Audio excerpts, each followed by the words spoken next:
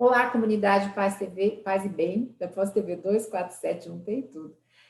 Do canal do Sejus, do canal da Pampédia, da BPE, nós estamos juntos aqui construindo essa espiritualidade plural. Eu sou Carla Pavão, nós somos o Sejus, Felipe Albani, coordenador da Juventude, Diversidade e Povo Preto, e nós estamos estudando a Revista Espírita de dezembro de 1858. Nessa revista tinha uma seção também que o Kardec colocava quase todo mês, chamada Variedades. E na de hoje ele vai falar sobre a monomania e uma questão de prioridade. Vamos ver que prioridade é essa, já que nesse país a gente não está vendo prioridade para a vida, né? Vamos lá, Felipe, tudo bem? Tudo ótimo, muito bom dia, Carla, muito bom dia para todo mundo. É sempre bom estar aqui com vocês para a gente dividir. E hoje a gente vai encerrar esse caminho que é a última revista de 1858, que é a edição de dezembro.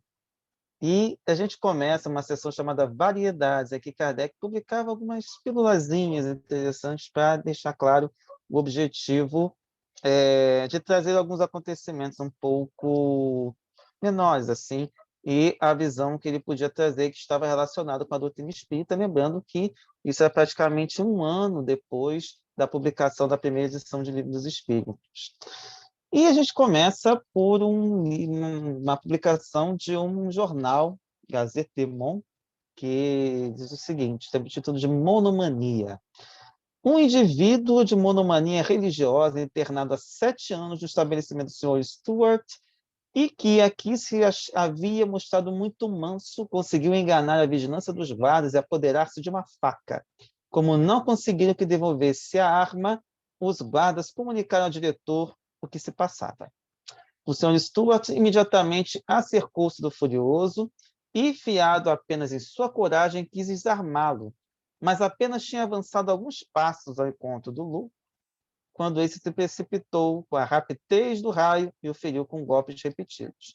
Foi com muita dificuldade que conseguiram dominar o assassino.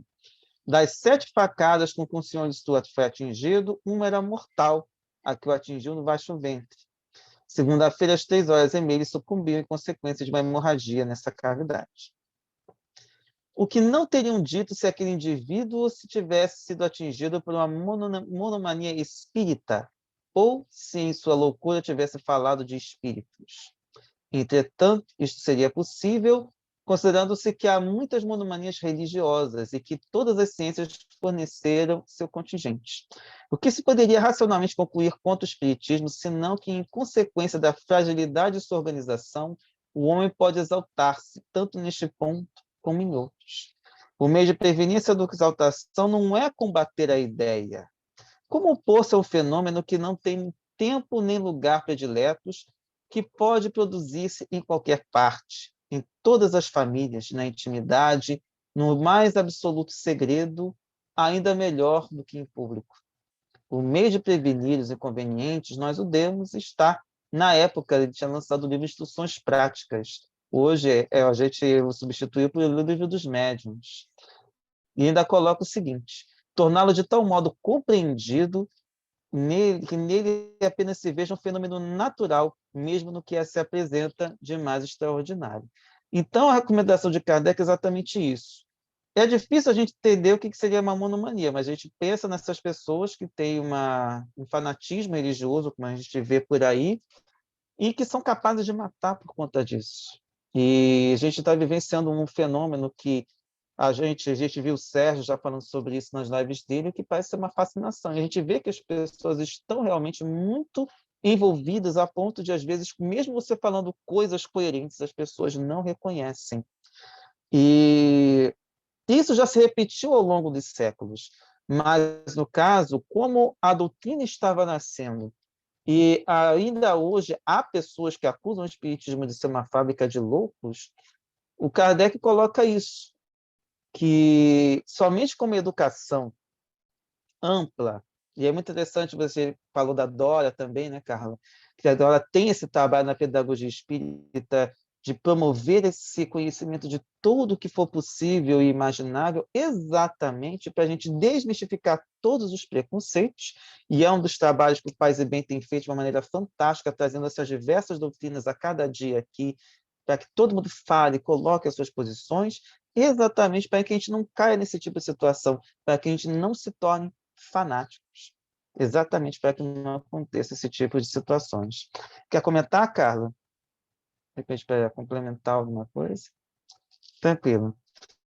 Então, a gente vai passar para o segundo ponto, que é uma questão de prioridade. E ele coloca que é um assinante da Revista Espírita, o senhor Renard, que diz o seguinte: Senhor e digno confrade no Espiritismo, leio, ou melhor, devoro com indizível satisfação os números da vossa revista à medida que os recebo. Isto não é de admirar de minha parte, de vez que meus familiares eram adivinhos de geração em geração. Então, ele nota que o que chama a atenção é que havia já algum grau ali, o pessoal chama, perdão, chama de paranormalidade ou sobrenaturalidade, se é que a gente pode dizer isso aqui, mas que ele encontrou alguma explicação científica. Mas, voltando, uma de minhas tetravós tinha sido até condenada à fogueira, como no conto mais crime de Vaudreuil, que, segundo o que eu pude pesquisar, é similar ao laço de sangue, uma diferente da outra, uma função. Seria ligado ao sabá, o sabá das bruxas, alguma coisa ligada ao que o pessoal chamaria de bruxaria, que seria um ritual voltado para você fazer algumas coisas e, claro, que seriam perseguidos. É só uma E que ele... observação. Peraí, Felipe, deixa eu só. Desculpa, te interromper um minuto. Gente, para quem não Tranquilo, está tranquilo. seguindo o Mulheres e Mitos, lá nós estamos falando do Maleus Maleficarum, que é um livro histórico que conta como as mulheres foram transformadas em bruxas. Então, durante um tempo da história, o que, que aconteceu? As parteiras, inclusive, foram transformadas em bruxas e queimadas em cidades inteiras. Então, é importante a gente olhar bem essa questão das bruxas para ver como foi uma construção, muitas vezes, do patriarcado para extermínio das mulheres. Só isso. Então, vamos lá. Voltando para você, Felipe. Obrigada.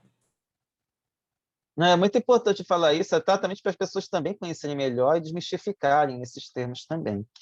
E ele falou que tinha noção dessas ciências consideradas ocultas, e o que não o impediu de passar pelo materialismo, ou seja, mesmo com todas essas evidências de trabalhos envolvendo os espíritos, ele passou pelo materialismo e também pelo ceticismo.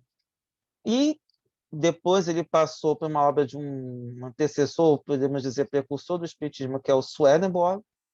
A gente não chegou, acho que a gente não chegou a estudar aqui no Caminhos, mas de qualquer forma não é difícil de vocês pesquisarem, que ele foi muito influente na época dele, que o trouxeram de volta para o bem. Ele passou a também ter um fenômeno mediúnico chamado êxtase, e que passou a perceber que algumas coisas que os espíritos do globo não conseguiam compreender à época. Ele passou a ter várias comunicações a partir daí. Visibilidade, tangibilidade, transporte de objetos e por aí vai.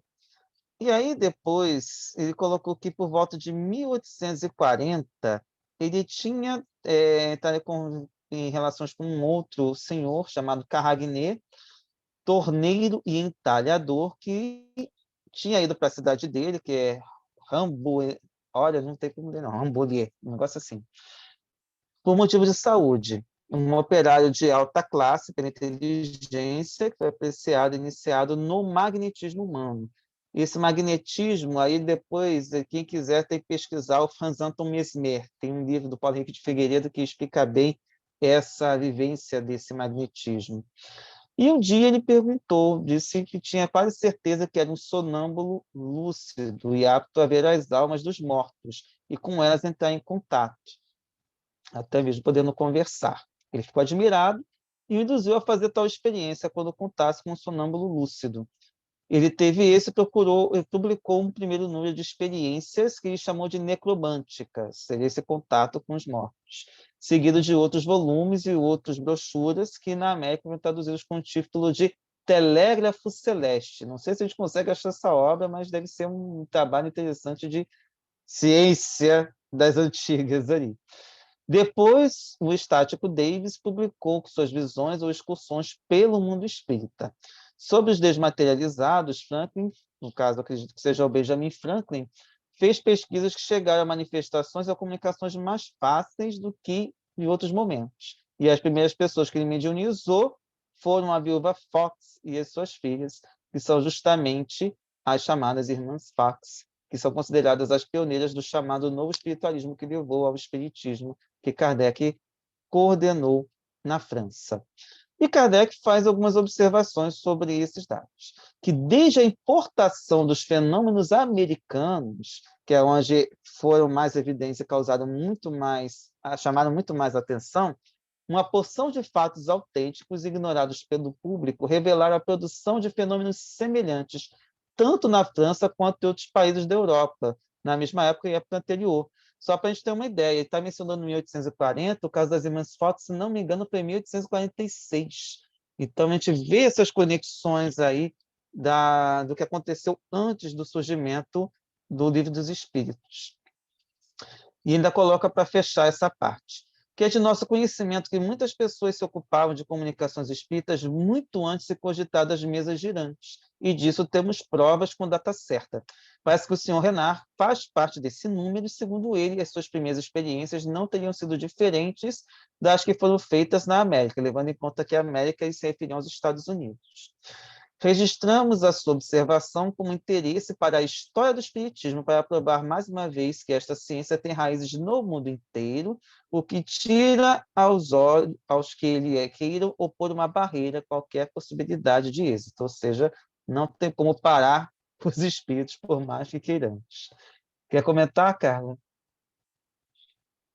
Não, não tem como parar os espíritos em nenhum momento, né? Se a gente sintonizar com eles, seja obsessor, seja espírito mais elevado, enfim. Por isso que o ideal é fazer prece, muita oração. A Dora fez uma semana lá de boas palavras antes de encerrar, sobre orações, então é bom a gente estar sempre nesse momento de sofrimento bastante conectado com os espíritos elevados, para que nós, principalmente os médiums, né, para que nós tenhamos um pouco mais de paz para continuar. Uhum.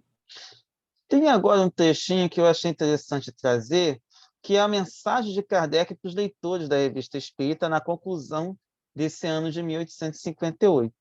Então, ele coloca o seguinte: a Revista Espírita acaba de completar o seu primeiro ano e nos sentimos felizes em anunciar que, estando durante sua existência assegurada por um número de assinantes que aumenta dia a dia, sua publicação continuará. E a gente faz aquela propaganda que não seria só do canal Paz e Bem, mas de toda a imprensa progressista, que precisa sempre do nosso apoio para se manter, já que nós somos os patrocinadores.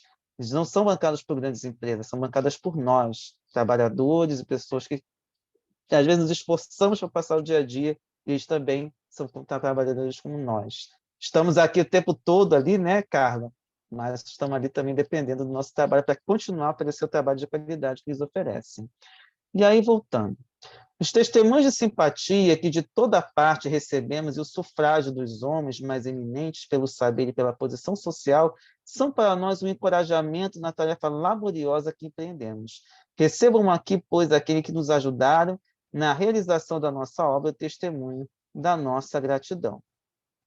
Na introdução com que abrimos o primeiro número, traçamos o plano com que nos propunhamos seguir. Citar os fatos, mas também analisá-los e submetê-los ao escapelo da observação, apreciá-los e deduzir-lhes as consequências. Foi basicamente o que foi feito também pelos meus anteriores e que ele continuou a partir dali. No início, toda a atenção se concentrou nos fenômenos materiais, que então alimentavam a curiosidade pública. Mas essa tem o seu tempo. Uma vez satisfeita, deixamos-la de lado, assim como a criança que abandona o brinquedo. Então, os espíritos nos disseram: este é o primeiro período que em breve passará para dar lugar a ideias mais elevadas. Novos fatos se revelarão, marcando um novo período, o filosófico, e a doutrina crescerá em pouco tempo, como a criança que deixa o seu berço. Não vos inquieteis com as zombarias, pois zombarão dos próprios zombeteiros, e amanhã encontrareis defensores zelosos entre os mais ardorosos adversários de hoje. E realmente, durante o período, muita gente que atacava a doutrina espírita depois abraçou a doutrina espírita com um fervor muito grande. Deus quer que seja assim e nós somos encarregados de executar a sua vontade. A má vontade de alguns homens não prevalecerá contra ela. O orgulho daqueles que querem saber mais que Deus será abatido. Vamos pensar um pouco, né, Carla? Como a gente foi zombado até agora por defender também as nossas ideias e hoje, com todas as provas que vem acontecendo, como dá uma certa satisfação de ver que a gente estava do lado certo da história. E aí, para a gente encerrar, elevando-se ao plano de uma doutrina filosófica, o Espiritismo conquistou inúmeros aderentes, mesmo entre aqueles que jamais testemunharam um fato material. É porque o homem aprecia aquilo que lhe fala a razão, aquilo que ele pode compreender. Na filosofia espírita, ele encontra uma coisa diferente de um divertimento, alguma coisa que preenche o vazio pungente da sua incerteza. Penetrando no mundo extracorporal por meio da observação, quisemos nele introduzir os nossos leitores e fazer com que compreendessem.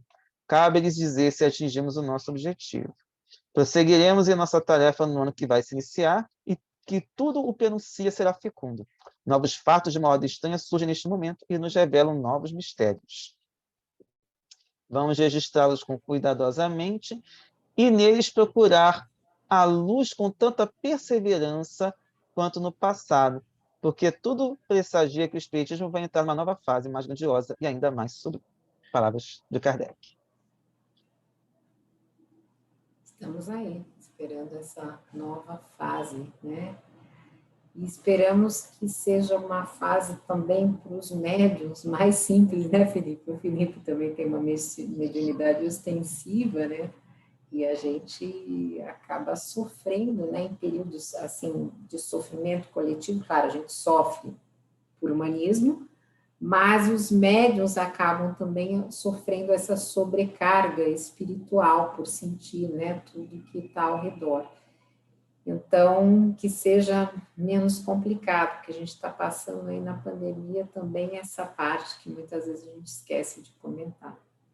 Então, para vocês que nos viram, muito obrigada, pedindo que se inscrevam nos canais, lembrando que o Sejus tem vários programas, deem um pulinho nas nossas redes sociais, lá vocês vão encontrar o Face a Face, o Vende Insta, a live das terças-feiras, enfim, todas as pessoas que se voluntariam para essa construção de um espiritismo dialético, crítico, progressista. Então, e tem um link, quem quiser entrar nos grupos de estudo, aquele é um pré-grupo que o Felipe criou, para quem puder estudar. E nós estamos aí chamando jovens espíritas que queiram estudar conosco, na idade do que, Felipe? Até uns 20 anos, 25 anos, a gente considera jovem, né? Venham estudar conosco no Sejus. Nós estamos aí querendo construir novas relações com a juventude, porque uma hora, né, o Felipe ainda é mais novo, mas Felipe, Orfã, não estaremos mais aqui, né? E precisamos de pessoas que estejam com vontade de continuar esse movimento. Né? Um beijo grande e obrigada, Felipe. Forte abraço, um beijo enorme para todo mundo. Tchau, gente. Paz e bem.